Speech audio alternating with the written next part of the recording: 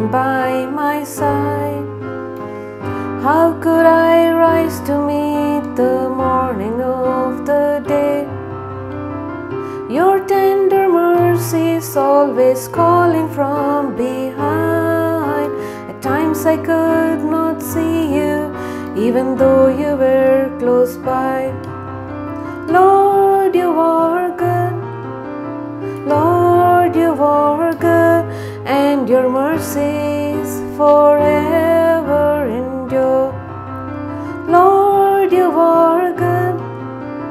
Lord, you are good, and your mercies forever endure. So this song, Lord, You Are Good, was written and composed by Moen. I recently read his book, God Will Make a Way, where he shares his valuable experiences in his personal life as well as in his ministry. So I learned a lot from this book, and I wanted to share a few of my learnings, as we've all been blessed through his songs.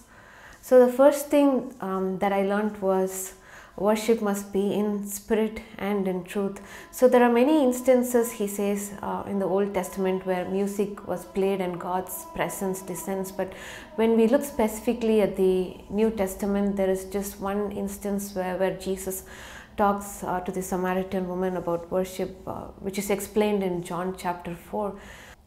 So Jesus and his disciples sing a hymn together before they go to the Mount of Olives. But apart from that, there is no mention of music at all in the New Testament. So what's important in worship is that we must worship in spirit and in truth, because the Father seeks such to worship him. So today, when there is a lot of attention paid to the type of music that's played in church and the style of music that's being used, what's important is that our worship must be in spirit, meaning that our spirit must connect with God's spirit, and then our worship must be in truth, which means it must be real and it must be authentic. So that is what matters during worship. And Moen talks more about this when he describes his experiences with integrity music. So prior to that, he was associated with Living Sound Ministries for a period of about 10 years. So they were a group that traveled extensively and conducting evangelism events in schools as well as in churches. So Terry Law, who was the founder, he used to preach the word of God, while Moen led the worship during those sessions. So he explained that they had about 1,000 concerts every year, because the schedule was so busy. They had programs in the morning, afternoon, as well as in the evening. So he shares that the founder Terry Law was instrumental in his growth, because he used to push Moen to grow in his abilities and in his talents. So those were his key formative years. And after that, after about a period of 10 years with Living Sound, he joined Integrity Music. So he started out as a songwriter and a song producer, and he became the creative director and eventually the president of music. And his responsibilities involved choosing worship leaders, shortlisting the songs that had to be recorded. So they would receive music from churches all over the country, and they would have to listen to them and shortlist 100 songs, and then from that the top 10 songs which had to be recorded. So he shares that there were some songs where the recording quality was not that great, but then the songs would be so filled with the presence of God.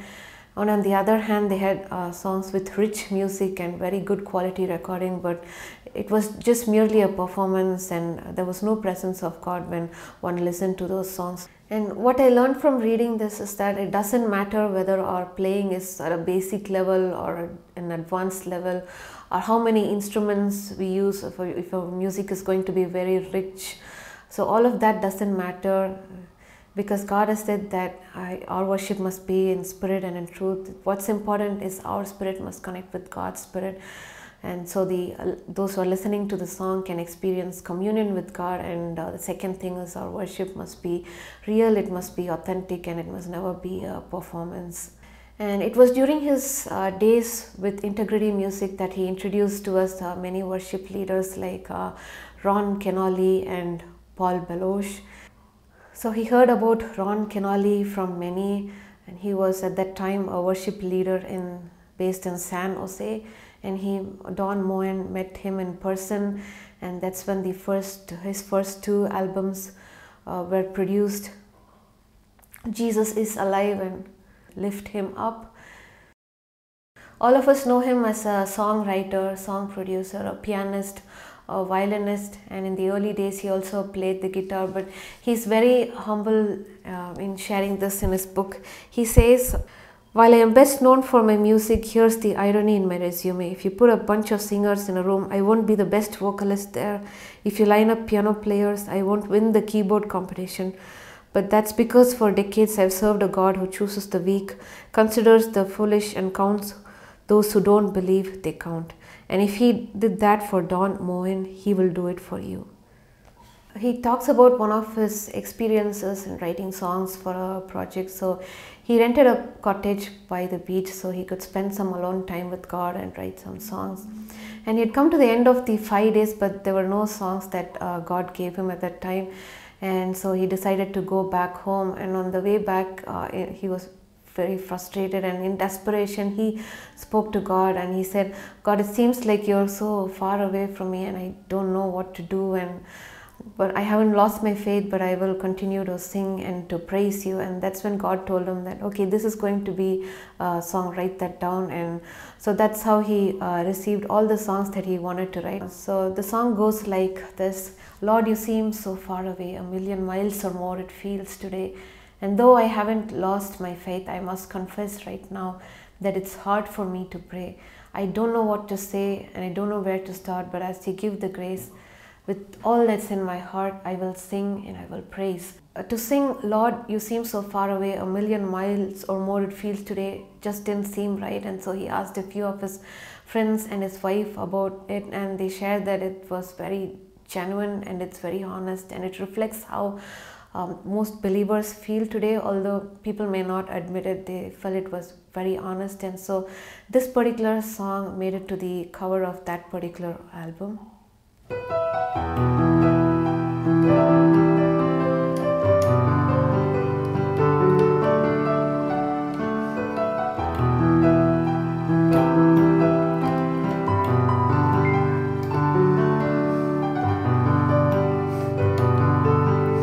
"Lord, you seem so far away, a million miles or more it feels today. And though I haven't lost my faith, I must confess right now that it's hard for me to pray, 'cause I don't know what to say and I don't know where to start. But as you give the grace, with all that's in my heart, I will sing, I will praise. Even in my darkest hour, through the sorrow and the pain, I will sing, I will praise. Lift my hands to honor you, because your word is true. I will sing,